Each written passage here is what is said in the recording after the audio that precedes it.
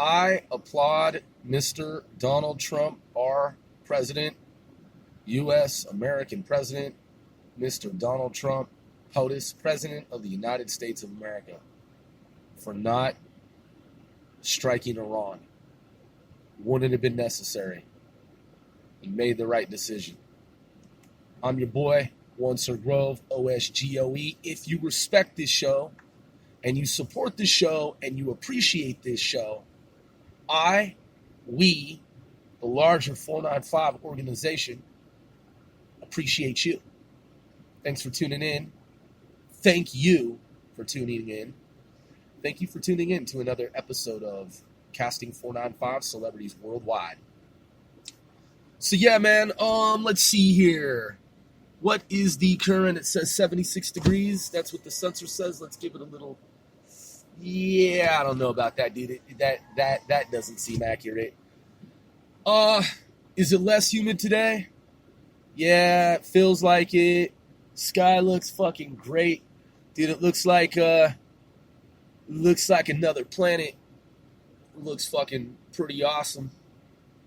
Got the breeze kicked up, you know? Fucking, it's a little breezy. But that's cool, man. Just cooling. I mean, let me see, hold on. Let me give it another human touch sense. Yeah, dude, it's still too warm outside, man. It's still too fucking warm. I don't know, that sensor's tripping, man. There's no fucking way that's 76 degrees, man. So that sensor's off. That shit's more like, I mean, fuck, man. That shit's probably like 80-something degrees. But, clouds keep going in front of the sun, moving in front of the sun. So, you know, it goes from being that, like, sunshine, sunny, to, like, looks like it's gonna rain in a few minutes from now type shit. But, clouds are moving, man. Sky's like mixed, like blue sky with like big plumes of clouds. So that's my fucking weather report. But yeah, man, back to and by the way, TGIF, thank God it's Friday. It is 21 June, Friday at approximately 1:31 p.m. EDT. That would be East Coast Daylight fucking time. So yeah, man, yeah, I'm glad that Donald Trump wasn't rash and he didn't pull the trigger on Iran. You know, their government's just a stupid government. It's like any country. You have different factions within government. You have peons, morons, imbeciles. You have superfluous, superficial, wannabe officials. You have dick suckers. You have chumps. You have punks. You have bitches. You got bitch maids, chump maids, punk maids. You've got them all, man. Assholes. Stupid motherfuckers. And Iran is fraught with that type of shit in their government, man.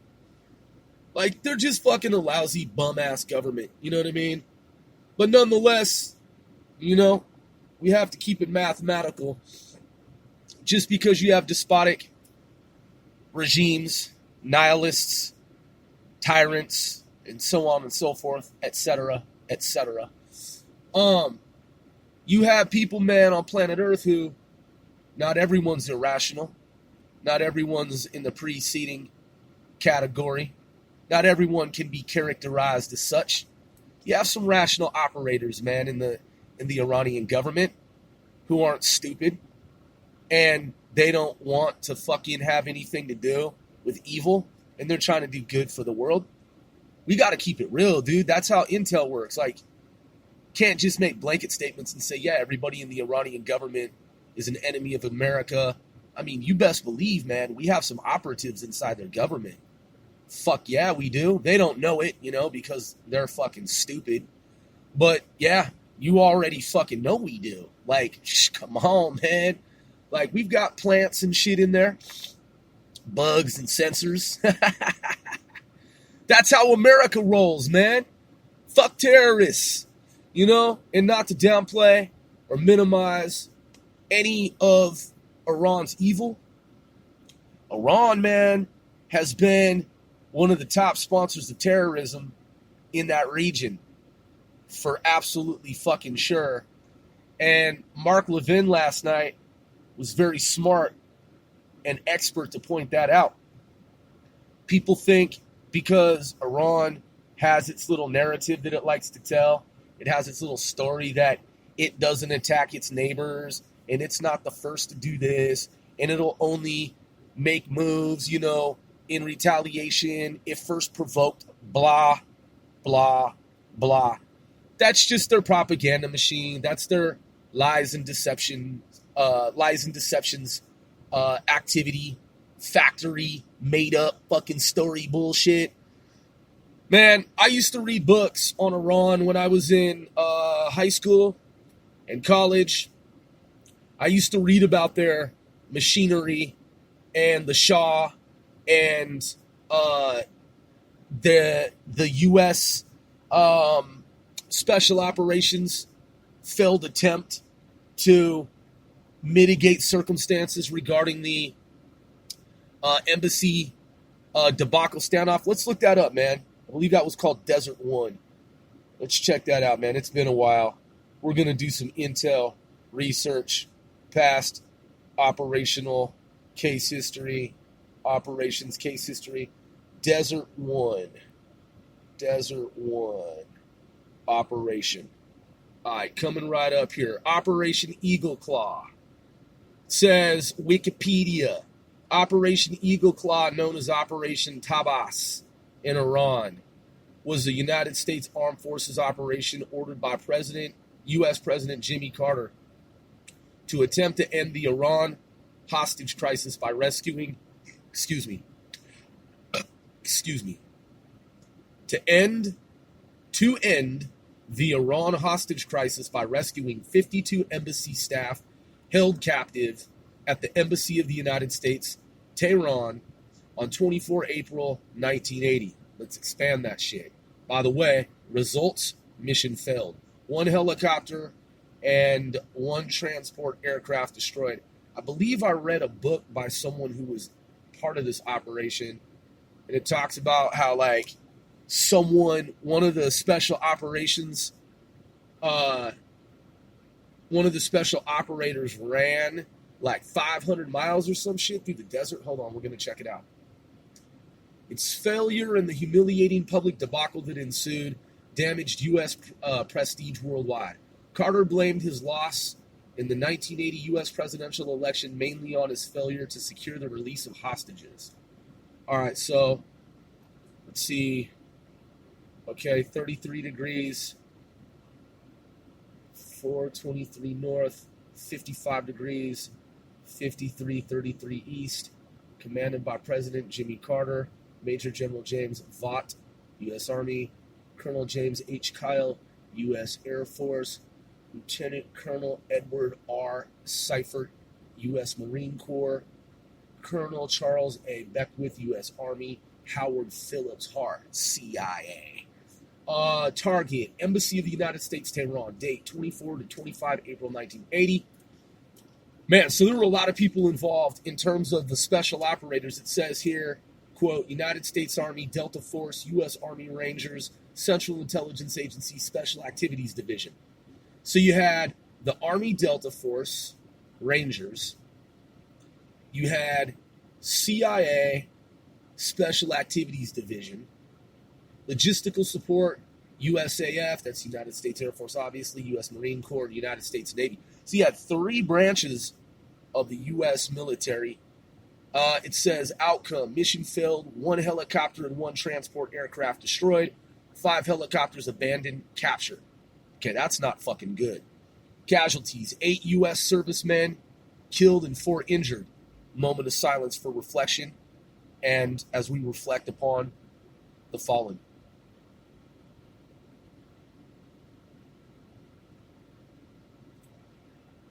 Okay, 8 U.S. servicemen killed, 4 injured, 1 Iranian civilian killed.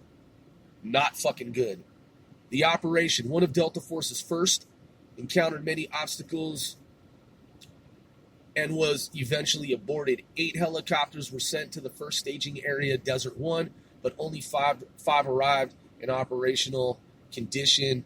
One encountered hydraulic problems, another was caught in a sandstorm, and another showed signs of a cracked rotor blade. Yeah, so that was the thing that this book that I read had been highlighting and discussing and talking about, was that the apparently because of the way our technology was designed back then, we learned about the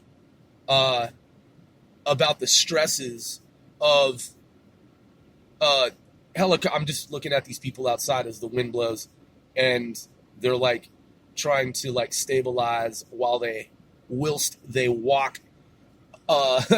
So at any rate, what the fuck is she doing? Oh my gosh, she's a little hefty. Hold on, what the fuck is what? This is getting weird. Okay. Anyway, so yeah, the stresses on our aircraft flying through desert space. So like desert terrain, desert atmosphere, desert ecosystem, desert environment. Even though I believe there was something about Apache helicopters, and we had to reinforce them ultimately. We're going to look that up too. So it says, let's see, planning. All right, hold on. So in the context of the Iranian Revolution, Iran's new leader, Ayatollah Ruhollah Khomeini, used the failed operation as a propaganda tool. Of course he fucking did, because he's a piece of shit. All right, so the task force commander was James Bivat, to be forward based at Wadi Kenna, Egypt, and reporting directly to the president. All right. Okay, so USAF Colonel for Aviation, U.S. Army for Ground Forces, Tehran CIA Special Activities Division paramilitary team led by retired U.S. Army Special Forces Officer Richard J. Meadows. All right, so who was the first? What did we say? What does Wiki say up here? It says for CIA, the first named individual is Howard Phillips Hart. And then down here, it says that there's another individual for the CIA Special Activities Division paramilitary team, Richard J. Meadows. All right, so you've got two CIA names there, and Richard J. Meadows, quote, had 2 assignments: to obtain information about the hostages and the enemy grounds, and to transport the rescuers from Desert 2, a site just outside Tehran, to embassy grounds in pre-staged vehicles. In reality, the most important information came from an embassy cook released by the Iranians. He was discovered on a flight from Tehran at the last minute by another CIA officer and confirmed that the hostages were centrally located in the embassy compound. This was a key piece of information long sought by the planners. So that's dope. So CIA officer peeps game and is like, yo, intel gleaned, obtained, got it, received, relay, right? Takes that football data, runs it, tosses it, you know what I'm saying, passes it up. So then they figured out that the hostages were in the middle of the compound, right? As it just stated, centrally located. All right, so moving forward.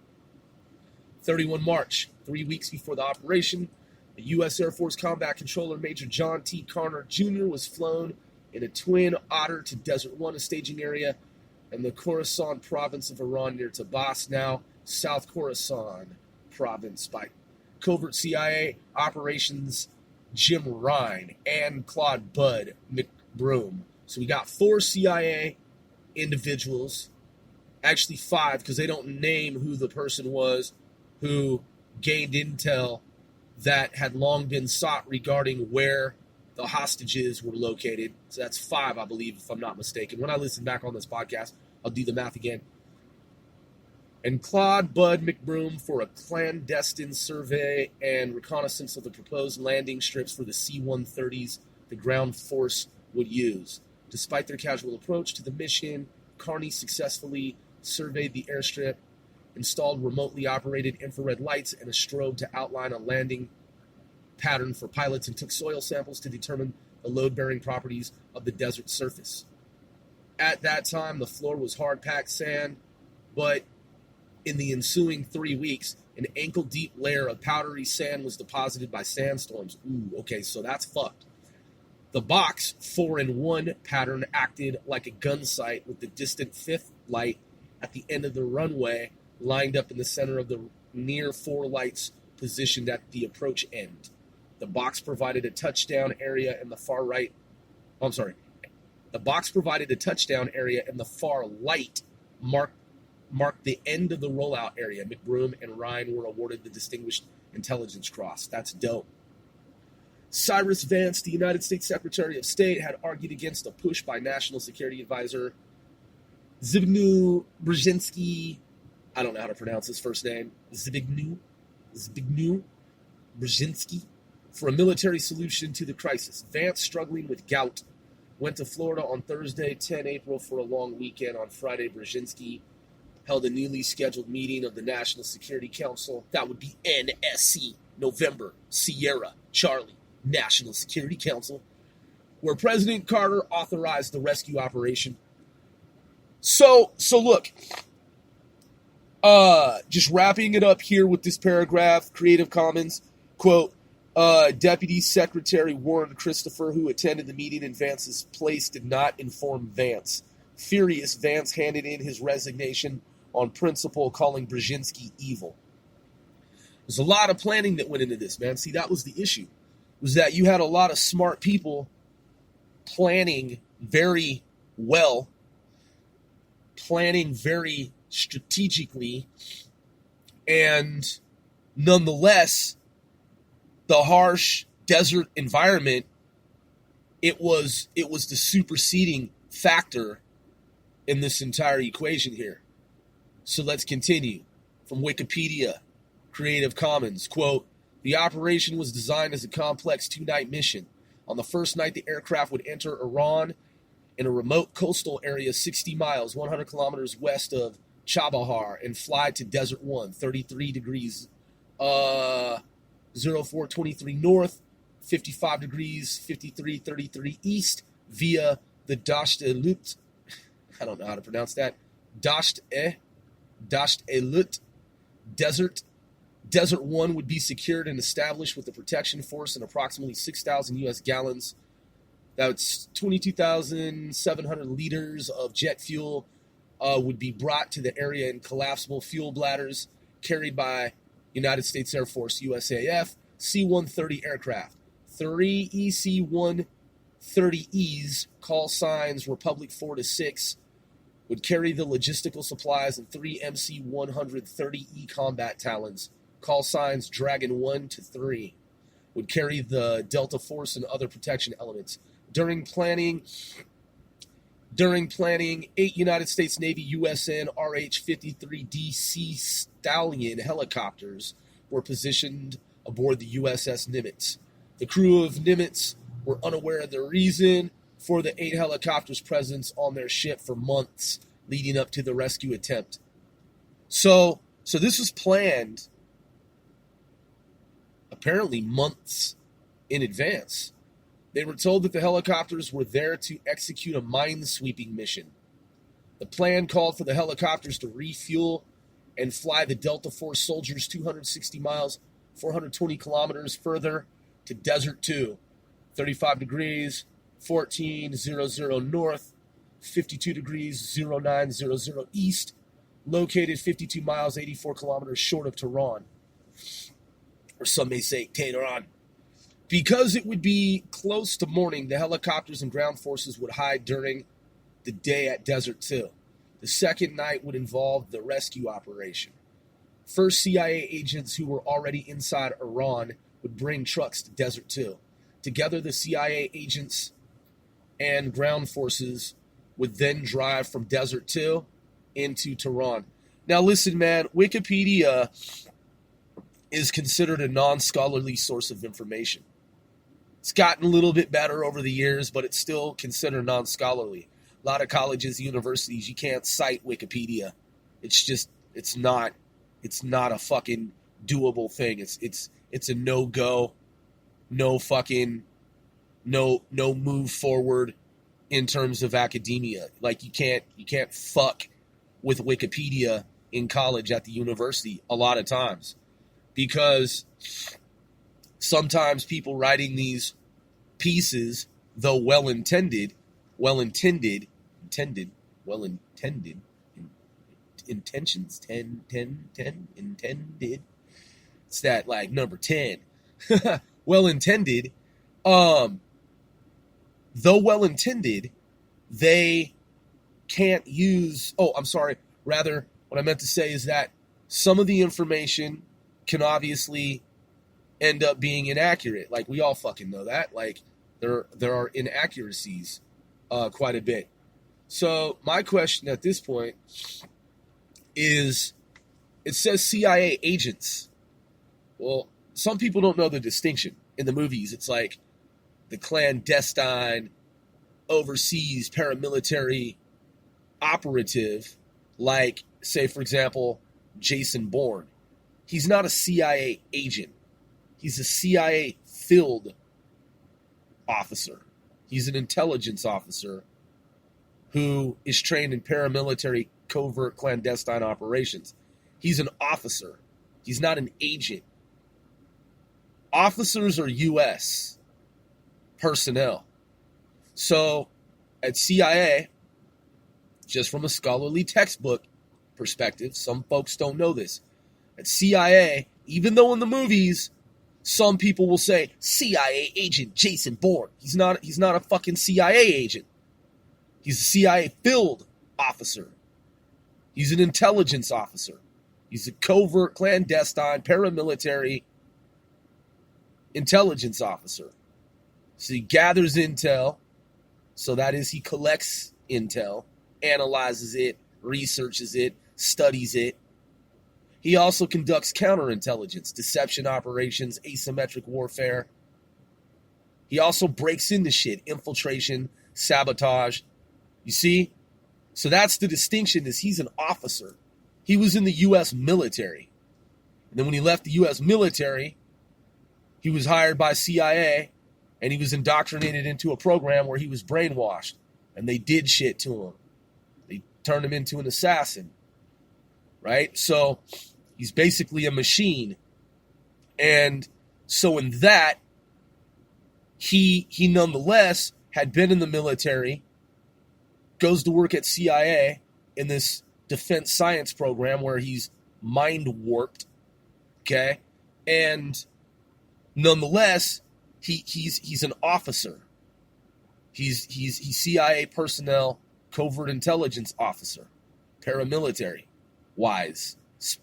Okay? So speaking. So the point is, the distinction that a lot of folks who, if they haven't studied this, they don't know, he's not a CIA agent. Because an agent is someone who is foreign based, who's not U.S. personnel. It's someone who that is our government, America, has co-opted. So we're talking about a non-U.S. citizen who helps our country, CIA, that is, when someone from a foreign nation works for us, that person is an agent. They're acting as an agent for our country, for our CIA apparatus. So that's how that works. So when I'm looking at this here, where it says the second night would involve the rescue operation, first, CIA agents who were already inside Iran would bring trucks to Desert 2. Either this person got it right or this person didn't get it right, because if they're talking about U.S. personnel, that would not be accurate. They wouldn't be CIA agents. They would be CIA officers of our own that are inside, that is, our government's own officers from America that are somehow, some way already in Iran. So it'd be interesting to know what this person meant. All right, so then it goes on to say, together the CIA agents and ground forces would then drive from Desert 2 into Tehran. I'm guessing this person knows what this person's talking about, and the agents that are there are individuals who were co-opted by us, that is our government. But I don't know. I don't have any way at this point to know that. While the main assault force was moving to Tehran, other U.S. troops would disable electrical power to the area in an effort to slow any response from the Iranian military. In addition, AC-130 gunships would be deployed over Tehran to provide any necessary supporting fire. Lastly, Army Rangers would capture the nearby Manzarieh, it's Manzarieh, Manzarieh Air Base, 34 degrees, 58 north, 50 degrees, 4820 east, so that several C-141 Starlifters could arrive. So we got A C-130 gunships, C-130s, C-141s.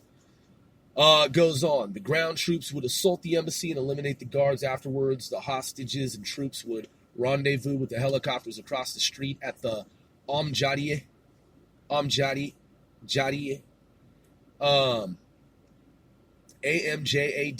So that's Amjadieh because there's an H. AMJADIEH, Amjadieh Stadium. Finally, the helicopters would bring everyone to the Manzarieh Air Base, where the C-141s could fly everyone back to friendly territory.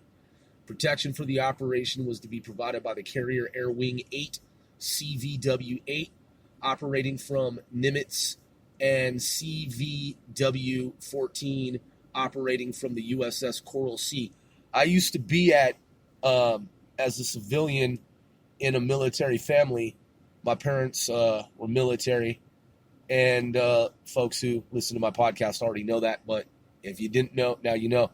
So when I was a kid, I used to live at Alameda Naval Air Station, NAS, and so I've been very close to the U.S. Nimitz. And CVW-14 operating from the USS Coral Sea. For this operation, the aircraft bore special invasion stripes, identification on their right wings. CVW-14 Marine F4Ns, as in November, had a red VMFA 323 or yellow VMFA 531 stripe enclosed by two black stripes. Whoever wrote this did his or her homework, it appears. CVW-14 attack aircraft, A7s and A6s had an orange stripe enclosed by two black stripes. Nimitz aircraft were marked in a similar fashion to help differentiate U.S. aircraft from Iranian aircraft purchased from the U.S. F-14 Tomcats and F-4 Phantoms. All right, so I'm looking at a photo of the RH-53Ds in sand camouflage. They were repainted and without markings aboard USS Nimitz, as stated here. All right, so then it goes on. It talks about the equipment. I'm just scanning through this article. Let's see. The CCT established a parallel landing zone north of the dirt road and set out TACAN beacons to guide in the helicopters. The second and third MC-130s landed using both runways and discharged the remainder of the Delta soldiers, after which Dragon 1 and 2 took off at 2315 to make room for the EC-130s and 8 RH-53Ds.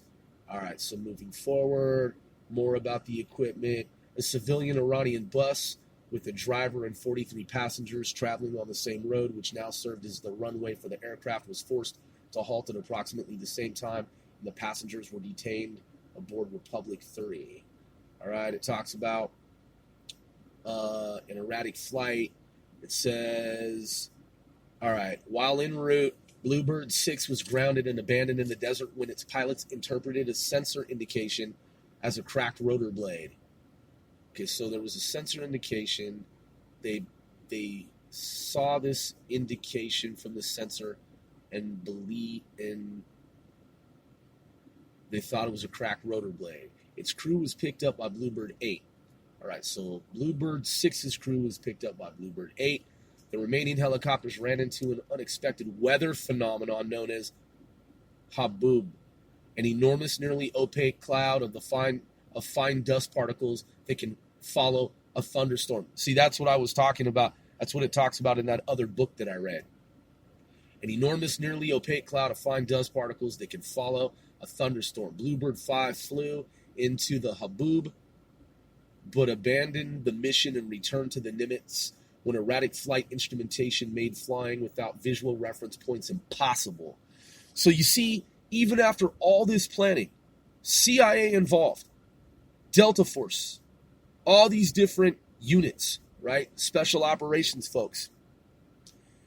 They didn't plan for this. You see, that's very interesting. As a matter of military and civilian intelligence case history, this is really interesting because this was an unknown factor in this operational equation. Even when planning for the unknown, this was not surmountable. They were unable to mitigate these circumstances. So it goes on, quote, the scattered formation reached Desert 1 50 to 90 minutes behind schedule.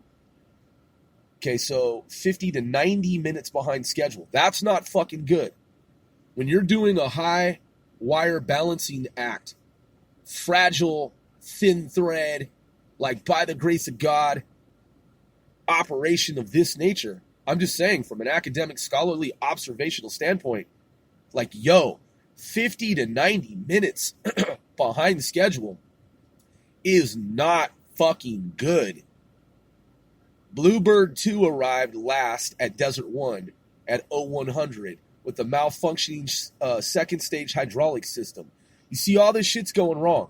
Like, you can tell at this point that this shit is not going fucking as planned. They're behind schedule.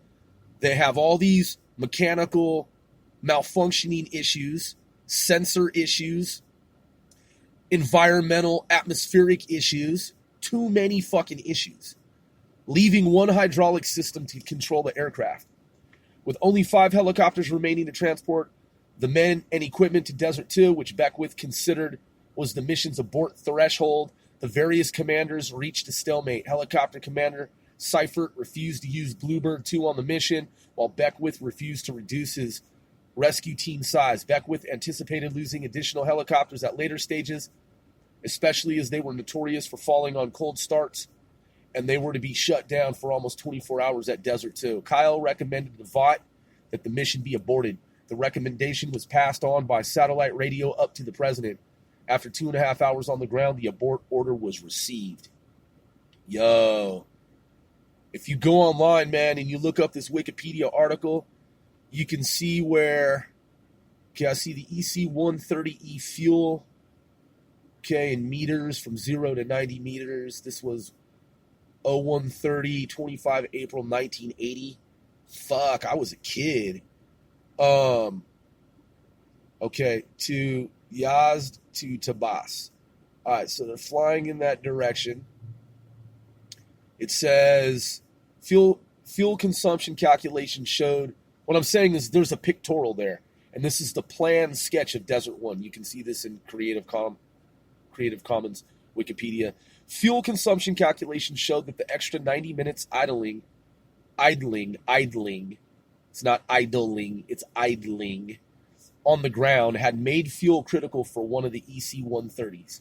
When it became clear that only 6 helicopters would arrive at Desert 1, Kyle had authorized the EC-130s to transfer 1,000 U.S. gallons, 3,800 liters from the bladders to their own main fuel tanks.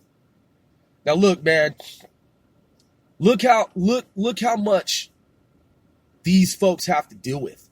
Like every little step in the operation, moving equipment around, moving personnel around, hiding equipment and personnel, machinery, even hiding it from the U.S. military itself or disguising it and pretending that it's for something that it's not.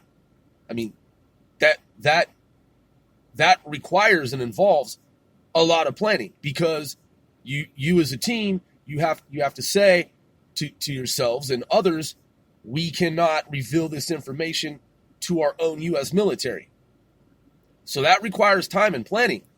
So you have to conceal the operation, the intentions, and the agenda. It all has to be compartmentalized so that only certain individuals know the true nature of the operation, the mission, its components, the elements therein, right? So they're moving this fuel at this point.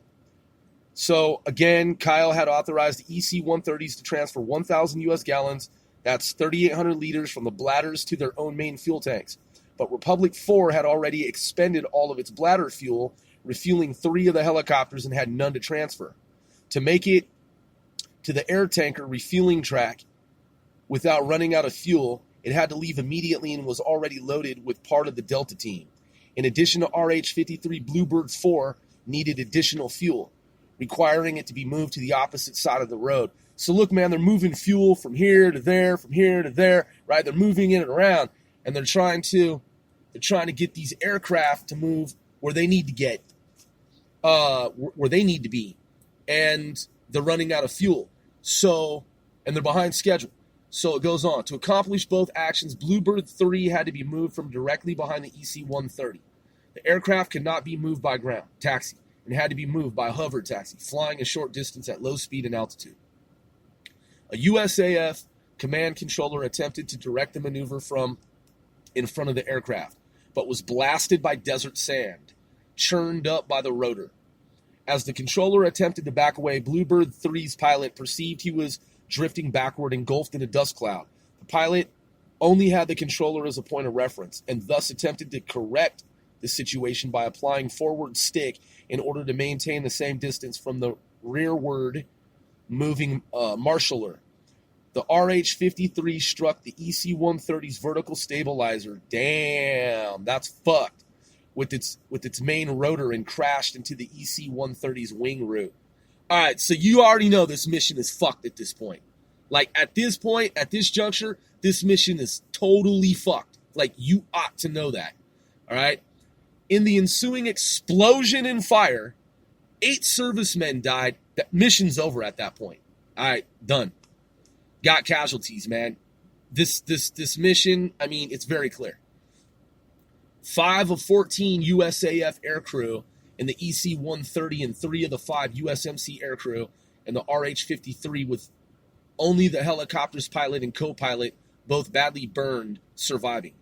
During the frantic evacuation, I mean, if they, obviously they wanted to continue, to carry, I mean, they put in the abort, but I'm saying, like, even if the abort had not been authorized, they had wanted to go forward, they could not have, is what I'm saying. During the frantic evacuation to the EC-130s by the helicopter crews, attempts were made to retrieve their classified mission documents and destroy the aircraft. The helicopter crews boarded the EC-130s. 5 RH-53 aircraft were left behind, mostly intact, some damaged by shrapnel. Bluebirds 2 and 8 now serve with the Islamic Republic of Iran Navy. EC-130E Republic 5, which returned successfully, was retired by the USAF in June 2013 and is now on display at the Carolinas Aviation Museum. The EC-130s carried the remaining forces back to the intermediate airfield at Mazirah Island, where 2 C-141 medical evacuation aircraft, 2 C-141 medical evacuation aircraft from the staging base at Wadi Abu, Shihat, Egypt, referred to as Wadi Kenna by the U.S. forces due to its location near Kenna, 26.555058 north, 33.132877 degrees east. Picked up by the injured personnel, helicopter crews, Rangers, and Delta Force members, and returned to Wadi Kenna. The injured were then transported to Ramstein Air Base in Germany, Ramstein. The Tehran CIA Team left Iran unaware of their compromised presence. Fuck, dude.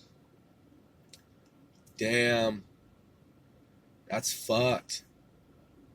The casualties, 8 servicemen who died included 3 Marines, Sergeant John D. Harvey of Roanoke, Corporal George N. Holmes Jr. of Pine Bluff, Arkansas, Staff Sergeant Dewey Johnson of Dublin, Georgia, and 5 Air Force personnel, Major Richard L. Bach of Long Beach, California, Major Harold L. Lewis Jr. of Fort Walton Beach, Florida, Tech Sergeant Joel C. Mayo of Harrisville, Michigan, Captain Lynn D. McIntosh of Valdosta, Georgia. Valdosta, Georgia. That's Lynn D. McIntosh of Valdosta, Georgia. Captain Charles T. McMillan of Corriton, Tennessee. I don't know if I'm pronouncing that correctly. Corriton, Tennessee. That's Charles T. McMillan of Corriton, Tennessee. Aftermath. You can see the wreckage at the Wikipedia page for this memorial and for this history here. U.S. burned helicopter. Dang, that is not kosher, man. It is burned to a crisp. Quote, the White House announced the failed rescue operation at 1 a.m. the following day. The embassy hostages were subsequently scattered across Iran and make a second rescue attempt impossible. Iranian army investigators found 9 bodies, 8 Americans and 1 Iranian civilian. The 44 Iranian civilians captured on the bus gave eyewitness accounts of the operation. 8 U.S. service members died during the mission. A memorial honoring them is located in the Arlington National Cemetery. On 25 April 1980, Major General Robert M. Bond read President Jimmy Carter's eulogy at a memorial service to them. Okay, then it goes on. Retired Chief of Naval Operations Admiral James L. Holloway III led the official investigation in 1980 into the causes of the operation's failure on behalf of the Joint Chiefs of Staff. The Holloway report primarily cited deficiencies in mission planning, command and control, and inter-service operability, and provided a catalyst to reorganize the Department of Defense and the Goldwater-Nichols Act of 1986. The various services' failure to cohesively work together prompted the establishment of a new multi-service organization. Several years later, the United States Special Operations Command became operational on 16 April 1987. U.S. SOCOM. So, kids who play fucking video games, I love video games. I need to get a video game platform, box, system. I feel bad. My heart goes out to the men and women involved in this operation who lost their lives. I'm just simply saying that kids who play video games, they play SOCOM, they have no idea that a lot of them, many of them, I'm guessing, unless they know the history from their parents because they read it on their own accord, I'm guessing that probably 99% of kids who play SOCOM around the world, they have no idea how SOCOM came to be. So it goes on to say, each service now has its own special operations forces under U.S. SOCOM's overall control. The lack of well-trained Army helicopter pilots who were capable of the low-level night flying needed for modern special operations missions prompted the creation of the 160th Special Operations Aviation Regiment, SOAR, Night Stalkers. In addition to the 160th SOAR's creation, the U.S. Department of Defense now trains many military helicopter pilots in low-level penetration, aerial refueling, and use of night vision goggles. MH-47 CH-53E, MH-60, and MV-22 aircraft all include special operations capabilities. Let's take a look at the MV-22. Okay, that's Boeing. It's the Osprey. It says an American multi-mission tilt rotor military helicopter with both vertical takeoff and landing (VTOL) and short takeoff and landing (STOL) capabilities. It is designed to combine the functionality of a conventional helicopter with the long-range, high-speed cruise performance of a turboprop aircraft. All right. So then, beyond that, what else is relevant here? I mean, it's all relevant, but I'm saying for sake of brevity. All right, so let's skim this and summarize it. So there was a second rescue plan. Planning for a second rescue mission was authorized under the name Project Honey Badger shortly after the first failed. Plans and exercises were conducted, but the manpower and aircraft requirements grew to involve nearly a battalion of troops, more than 50 aircraft, damn, and such contingencies as transporting a 12-ton bulldozer to rapidly clear a blocked runway. All right, let's flash forward. The concept called Operation Credible Sport was developed but never implemented. It called for a modified Hercules. All right, flash forward. The first fully modified aircraft crashed during a demonstration at Duke Field at Elgin Air Force Base on 29 October 1980. When its landing, braking rockets were fired too soon. The misfire caused a hard touchdown that tore off the starboard wing and started a fire. All on board survived without injury. Okay, despite credible sports failure, the Honey Badger exercises continued until after the 1980 U.S. presidential election, when they became superfluous. Even so, numerous special operations applications and techniques were developed, which became part of the emerging U.S. SOCOM repertoire.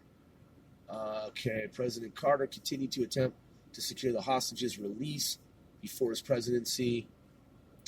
The 52 U.S. captives held in Iran were released, ending the 444-day Iran hostage crisis. Ruhollah Khomeini condemned Jimmy Carter, and in a speech after the incident, credited God with throwing sand to protect Iran. Fuck him, man. You see how these motherfuckers in Iran treat America and the West? You see how...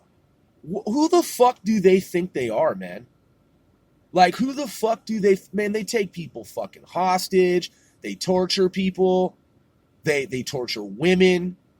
They rape and kill women. I've read about their ceremonies where they do that. They pretend that they're marrying them. The women know that they're not being married and that they're going to die. And then these military, less than human, fucking humanoids, they kill the women in these mock weddings. I've read about that. That's what Iran does. Fuck Iran's government. And fuck this motherfucker, Ruhollah Khomeini. Fuck him, man. Fuck the Ayatollahs. Fuck them all, man. The ones who are against America. And they always say death to America, man. When I was a kid, the Persian Empire, man, the Iranian government, their whole chant, their whole mantra was death to our country. Death to America. God's not protecting Iran. These people are fucking delusional. Commemoration in Iran. The incident is considered as a U.S. defeat and is commemorated annually in Tabas, where government officials, it says religious and people. You see, that's the thing about Wikipedia. In Tabas, where government officials, religious and people, whatever the fuck that means, gather and display wreckage of the American planes and helicopters from the incident. A mosque was built at the crash site. Come on, man. These people treat this event that took place where our government's service people, servicemen and women are deceased, they celebrate this in Iran. Says U.S. Air Force, 1st Special Operations Wing, 8th Special Operations Squadron, 8th Special Operations Squadron, EC-130, 436th Military Airlift Wing, 437th Military Airlift Wing, 438th Military Airlift Wing, 322nd Airlift Division, Brand X Combat Controllers.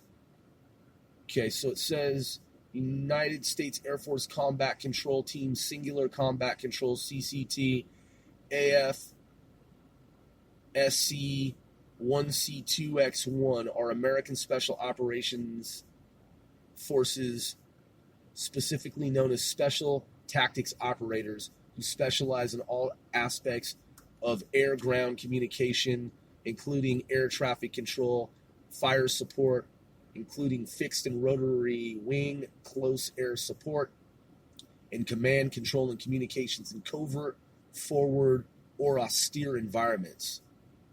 And it shows their ensign, their emblem.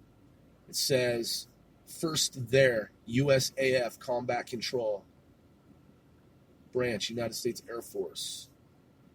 It says role, command and control communications, direct action, combat, search and rescue, air support, light infantry, hostage rescue, airfield. Someone needs to move that over because there's a comma and then there's supposed to be a space. Assault zone establishment, special reconnaissance, air traffic control, fire support. Size 360, part of United States Special Operations Command. Nickname CCT Air Commando. Motto, first there. Color, beret, scarlet red. Engagements, Korean War, Vietnam War, invasion of Grenada, invasion of Panama, Gulf War, Operation Gothic Serpent, Battle of Mogadishu. My mother was in Mogadishu, Somalia. My mother was there with the U.S. military, in the U.S. military. Afghanistan War, Iraq War. All right, so this is deep, man. The history of this is incredible. It's massive. It's quite epic, actually, in scope, to say the least. I mean, 2 different rescue plans. Sadly, service personnel lost in the arts. 1997 Iranian film Sandstorm, Persian, directed by Javad Shamakdari. Ham Avaz Tufan, Persian, Signing with the Storm, a song by Ahmed Zamani. Analysis. Various reasons for the mission failure have been argued, with most analysts agreeing that poor planning, flawed command structure, lack of adequate pilot training, and poor weather conditions were all contributing factors and combined to doom the operation. The incident is considered to be a blow to U.S. prestige, occurring after the Vietnam War. You covered that. U.S. Army, 1st Special Forces Operational Detachment, Delta Force, Special Forces Detachment A, Berlin Brigade, 75th Infantry Regiment, 1st Ranger Battalion, and the 2nd Ranger Battalion, U.S. Navy and Marine Corps, USS Nimitz CVN 68 with carrier Air Wing 8, USS California CGN 36, USS Coral Sea CV 43, USS San Bernardino LST 1189, USS Okinawa LP H3. It says that the aircraft on display is in the Aviation Museum in Charlotte, North Carolina. Iran's damage claim. In April 2014, Iran's parliament claimed it was preparing a bill to oblige the government to estimate the damage the country suffered from the operation. And fuck Iran's government, man. The decision was introduced a few days after the U.S. seized Iran's assets in Manhattan, which included a skyscraper that lodged the headquarters of the Iranian Alavi Foundation. And then look, man, check this out. Hussein motherfucking Barack, asshole motherfucker, Obama. He turns around, man, and he gives these people pallets of fucking U.S. money. He basically opened the U.S. banking establishment to Iran. He fucking kowtowed to these fools, and he gave them, you know what, man? Wow. This piece of fucking shit, traitor to America, turns around and rewards these fucking snake serpents. These snakes, these serpents, these motherfucking diabolical asshole motherfuckers, these terrorists. He turns around and fucking gives them money, man. Crates of fucking money in the middle of the night. If you don't know, we ship them motherfucking money. America did. At the direction of Hussein Barack. Let's check out the Iran nuclear deal and how much fucking money we gave these piece of shit asshole motherfucking terrorists. Let's look it up. Iran nuclear deal. How much money? Donald Trump says Iran got $150 billion. $150 billion. $150 billion. Isn't that how much Jeff Bezos, the wealthiest man on planet Earth, isn't that how much money he had before the divorce? Dude, $150 billion.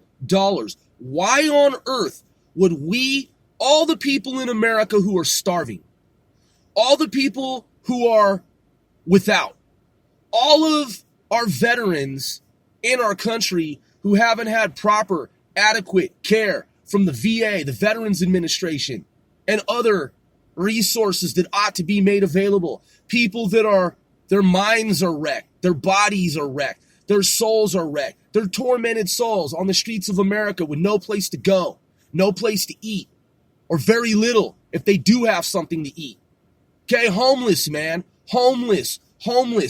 And Barack Hussein motherfucking goddamn Obama authorizes, directs, orders the disbursement of $150 billion motherfucking dollars to Iran? Are you fucking kidding me, man? Are you fucking serious? Dude, Barack Obama's a fucking terrorist, man, in my absolute fucking professional opinion. A motherfucking goddamn fucking terrorist, man. A mole trader sellout to America who did the fucking bidding of the Iranian regime. This motherfucking son of a bitch, man. $150 billion motherfucking dollars. Dude. PolitiFact statements right here. Hold on. Claimed by Donald Trump. Half true. Man, hold on, man. It says, in a wide-ranging phone call to Fox and Friends, okay, past administration made a horrible deal giving $150 billion. We're going to find out how much money it is, man. Okay, it says right here, Yahoo Finance. Okay, there's John fucking Kerry, complicit in the terrorism, in my opinion, with Hussein Barack. What does it say here? This is 10 September 2015. Okay, it says, quote, nobody knows the total amount of frozen assets, but it's probably about 100 billion. Estimates go as high as 150 billion. The number some critics of the nuclear deal use to make the windfall coming to Iran seem larger than it probably is. But nonetheless, it says that it's about 100 billion fucking dollars. Okay? Let's check out Hezbollah, man. Because Hezbollah. Fucking stupid ass Google bullshit. Hezbollah. Let's try it again. Hezbollah. Google needs to fucking fix its motherfucking microphone search query protocol. That shit is fucking stupid, man. Okay, it says right here, Hezbollah, also transliterated Hezbollah, etc., is a Shia Islamic political party and militant group. Well, it's a terrorist organization based in Lebanon. Hezbollah's paramilitary wing is the Jihad Council, and its political wing is loyalty to the Resistance Bloc Party in the Lebanese parliament. 1985 founded Southern Lebanon leadership, Hassan Nasrallah, Secretary General. Founders: Ahmad Mughniya, Mohammed Hussein Fadlallah, Mohammed Hussein Fadlallah,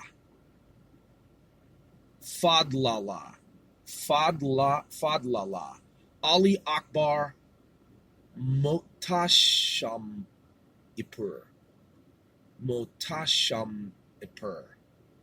Ali Akbar Motashamipur. Okay? Let's look up Hassan Nasrallah. Let's look this motherfucker up. Is the third and current Secretary General of the Lebanese political and paramilitary party Hezbollah, since his predecessor Abbas al-Musawi was assassinated by the Israeli Defense Forces in February 1992. Yo, we're going to have to come back to this, man. That's been our case history, research, evaluation, exploration. Like I said, investigation into the terrorist activities of the Iranian regime, despotic fucking terrorist regime. I'm your boy, One Sir Grove, OSGOE.